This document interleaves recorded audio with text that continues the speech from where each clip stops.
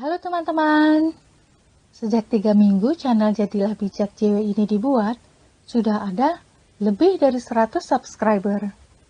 Ini bisa dicapai salah satunya berkat dukungan teman-teman semua. Terima kasih untuk dukungan teman-teman untuk channel ini. Jika ada saran dan masukan, jangan segan untuk menyampaikannya, karena tanpa saran dan masukan dari teman-teman, channel ini tidak akan mungkin bisa lebih baik. Sekali lagi, terima kasih ya atas dukungannya dan kerelaan teman-teman untuk memberitahukan channel ini kepada teman-teman yang lainnya.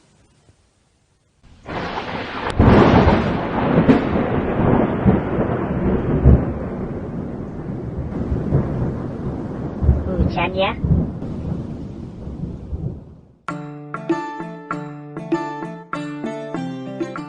Hujannya deras sekali. Ada petirnya lagi. Untung kita sudah di dapur. Nah, sekarang kamu lanjutkan lagi ceritamu. Bagian kedua yang mau aku jelaskan, bagaimana menghadapi beban hidup ketika ada situasi yang tidak terduga. Contohnya apa? Misalnya ada bencana alam, seperti saat hujan gini. Ada tanah longsor, ada juga gunung meletus, tsunami, dan saat peristiwa itu, semua harta kita habis. Bahkan ada anggota keluarga kita yang jadi korban. Kasihan juga ya. Kalau saya yang mengalami hal itu, pasti saya stres berat. Kenapa kamu bisa stres? Harta yang dikumpulkan susah payah, hilang. Orang yang kita sayangi juga meninggal. Itu problem berat bagi saya. Itu wajar. Semua pasti akan merasakan seperti itu.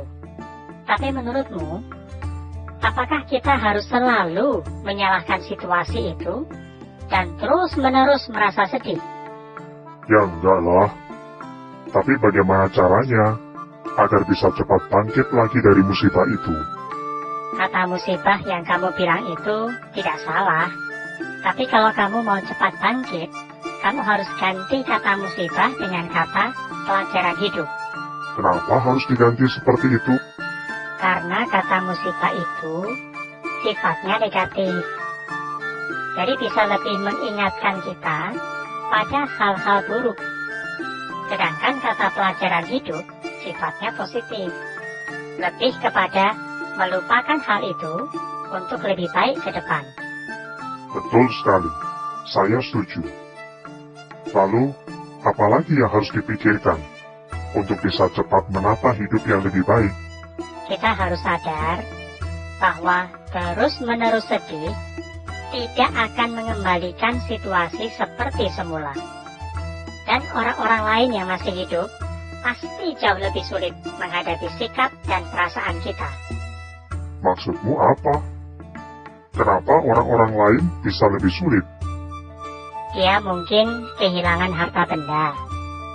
Lalu dia stres dan teriak-teriak, gak rela kalau hartanya hilang. Apa kamu ingat di cerita sebelumnya? Yang bangkrut saja karena kesalahan sendiri bisa gila. Apalagi yang kehilangan harta karena bencana.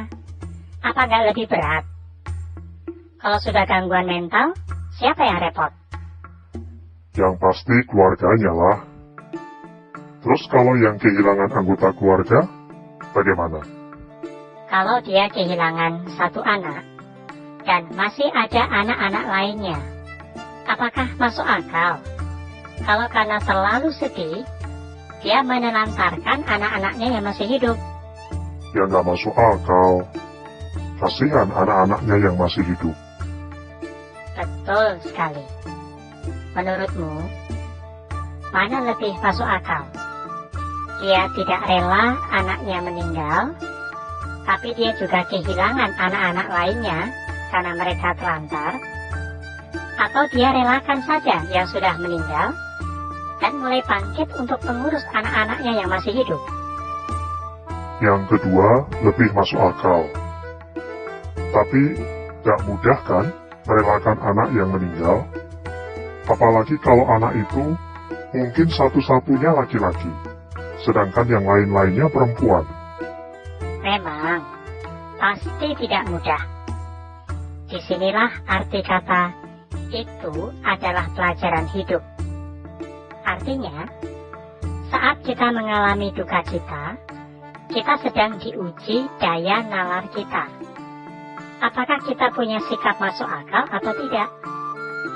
Kalau kita bersikap masuk akal, maka kita tidak akan menambah situasi tambah buruk. Tapi kalau kita tidak masuk akal, maka situasi akan tambah buruk. Contohnya apa? Kok bisa tambah buruk karena terlalu sedih?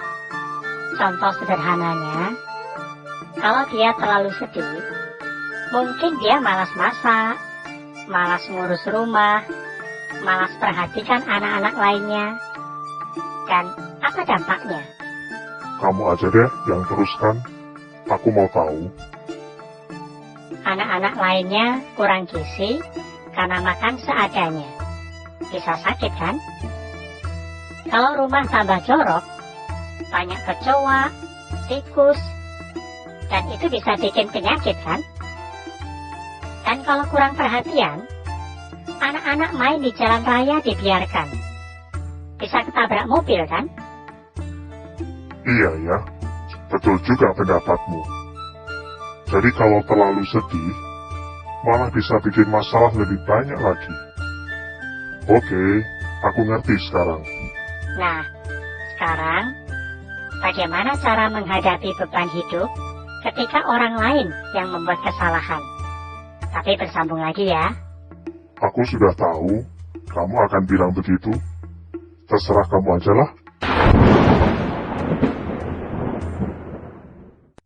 Seberapa penting masa depan bagi Anda? Itu bergantung cara Anda menghadapi beban hidup karena situasi yang tidak terduga. Jika Anda terlalu sedih, menyesali situasi itu, dan tidak segera bangkit, maka tanpa sadar, Anda telah merusak masa depan Anda sendiri. Kesedihan dan kecewa dengan situasi yang tidak terduga adalah wajar. Namun, segeralah bangkit untuk menata kehidupan demi orang-orang lain yang masih hidup dan mungkin yang sangat bergantung dengan Anda. Jangan biarkan masa sulit ini membuat Anda semakin terpuruk. Kehidupan Anda dan orang-orang di sekitar Anda jauh lebih berharga dibanding tangisan dan perasaan kecewa yang berlebihan. Agar cepat bangkit, pikirkan bahwa semua hal buruk yang terjadi bukanlah musibah, tapi pelajaran hidup.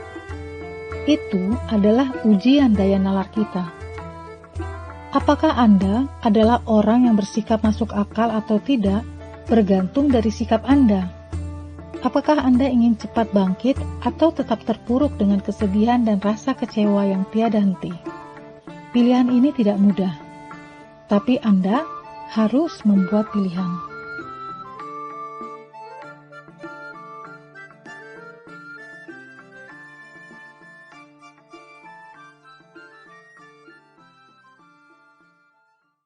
Klik subscribe dan lonceng itu gratis. Bantu kami ya. Terima kasih. Cerita selanjutnya, menghadapi beban hidup, bagian keempat.